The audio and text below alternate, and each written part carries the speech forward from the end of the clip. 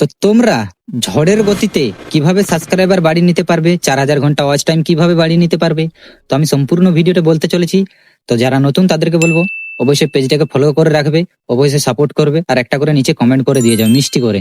তো তোমাদের দিকে আমি পুরো গাইড করতে চলেছি। তো নাম্বার 1 যেটা হলো ইউটিউব অ্যালগোরিদমকে জানার চেষ্টা করো। কারণ ইউটিউব অ্যালগোরিদম এমনই যেটাকে তুমি একবার নিজের বশে করে নিতে পারলে তোমার প্রতিটা ভিডিওই ভাইরাল হবে। একটা ভিডিও র্যাঙ্ক করবে না এমন নয়, পুরোটাই র্যাঙ্ক করবে।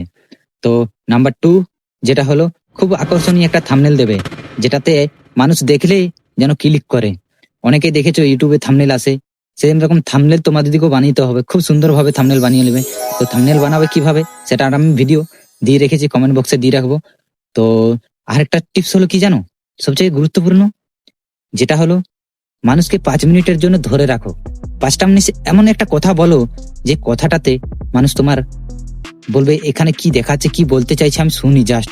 এভাবে তোমরা ধরে রাখার চেষ্টা করো, 5 মিনিট ধরে রাখো, অবশ্যই ভিডিও ভাইরাল হবে।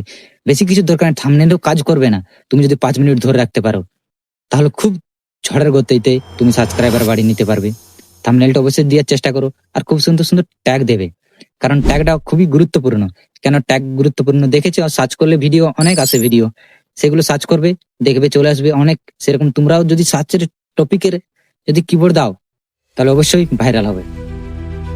তো ভিডিওটা আজ এই পর্যন্তই, ভালো লাগলে অবশ্যই পাশে থাকবে।